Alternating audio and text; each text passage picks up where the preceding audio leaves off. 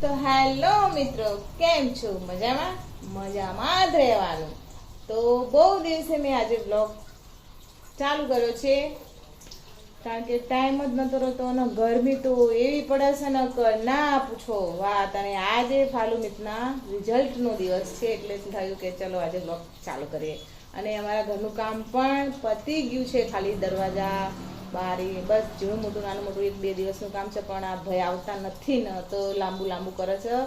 અને હવે અહીંયા અમારો મહિનો થઈ ગયો પૂરો, કારણ કે 3જી તારીખ મિતના બર્થડેના આગલા દિવસે આવ્યા હતા, તો આજે તો 1લી તારીખ તો થઈ ગઈ અને હવે મહિનો બીજો સ્ટાર્ટ થશે. તો આપણે પછી ભાડું બી બીજું ચડશે, એટલે જોઈએ છીએ હવે 1-2 દિવસ આગા પાછા થાય. પણ હજુ તો સાફ સફાઈ કરવામાં તો મારા 10 દિવસ તો હાચા જ, કારણ કે એટલું બધું ઘર ખરાબ થઈ ગયું છે, પણ સાફ સફાઈ થશે એટલે ઘર બહુ મસ્ત લાગવાનું છે આપણું. તો ચલો ફાલુમિત જાય છે રિઝલ્ટ લેવા અને એના પપ્પા જતા રહ્યા છે સાઈડ ઉપર.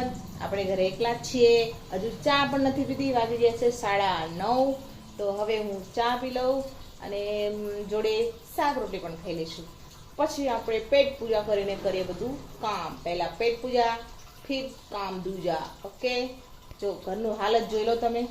અહીંયા બધું જ એમ નામ પડ્યું છે રમણ ભમણ. અહીંયા થોડુંક મેં વ્યવસ્થિત કરી નાખ્યું છે, કચરો બધો કાઢી નાખ્યો છે અને બંને છોકરાઓ જશે સ્કૂલ. અને આ જો અમારું ઘર કેવી રીતે બધો સામાન પડ્યો છે, મસાલાના ડબ્બા અહીંયા પડ્યા છે, મંદિર, મારા વાસણ બધું અહીંયા ત્યાં બધું નીચે ગોઠવી દીધું છે. લોટનો ડબ્બો, નાસ્તાનો ડબ્બો, મીઠું મરચું બધું ફાવે એમ જ્યાં અહીંયા પડ્યું છે. પણ ઓલા થયા જશે એટલે મારી વસ્તુ કંઈ જ બહાર નહીં દેખાય, બધું સેટ થઈ જશે એકદમ મસ્ત ચકાચક. ચાલો મળીએ હવે બધું જ કામ પતાવીને. ઓકે, અને જોઈએ મિથાનું રિઝલ્ટ કેવું આવે છે.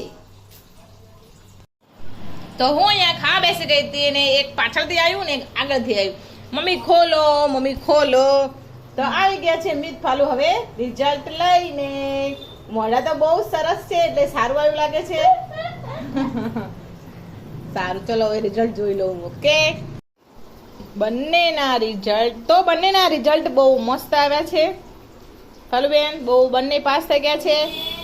અને પપ્પાનો ફોન આવ્યો છે કે રિઝલ્ટ મને વોટ્સઅપ કરો, તો આપણે પપ્પાને મોકલી દો ફાલુ વોટ્સઅપમાં રિઝલ્ટ. ઓકે, તો આપણે બધું જ ઘરનું કામ પતી ગયું છે. મિત ફાલુએ રિઝલ્ટ પપ્પાને વોટ્સઅપ કરી દીધું છે, બહુ સરસ આવ્યું છે. અને આપણે હવે બેસી જવાનું છે બપોરનું જમવા. જમવામાં તો ટિફિનનું શાક હતું અને નીતે અત્યારે બનાવી છે મેગી. અને હવે એક આ ગાયનો રોટલો થઈ જાય એટલે આપણે ખાવા બેસી જઈએ. લોટ બગડી ગયો હતો ને તો મોટો દઈને ગાયનો રોટલો બનાવી દીધો છે. ખડતો નહીં, અને ગરમી તો એવી લાગે છે ને, પંખો ચાલુ રાખીને હું રોટલી બનાવું છું ને તો રોટલી નહીં ચડતી. આમ સાઈડમાં રાખીએ તો પવન નહીં આવતો, શું કરવાનું. જોરદાર ચોટી ગયો છે.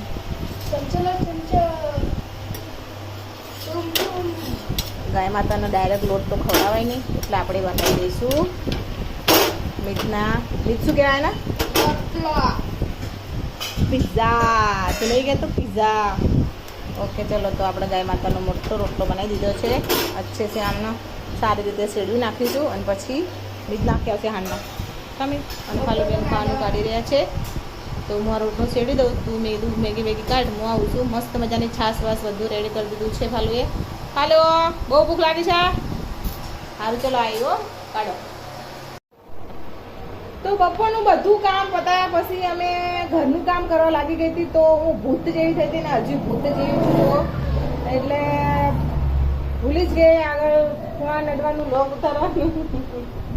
અને અત્યારે ખાવામાં બનાવું છું ખાલી પૌવા, કારણ કે હું થાકી જઈશું. અને મિતના પપ્પા પણ જો ખાટલામાં સૂઈ રહ્યા છે, એ પણ થાકી જાય છે.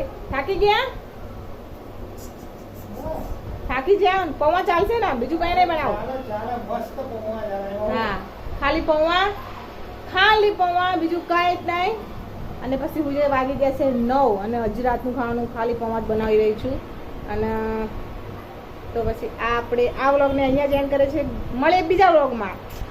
બાય.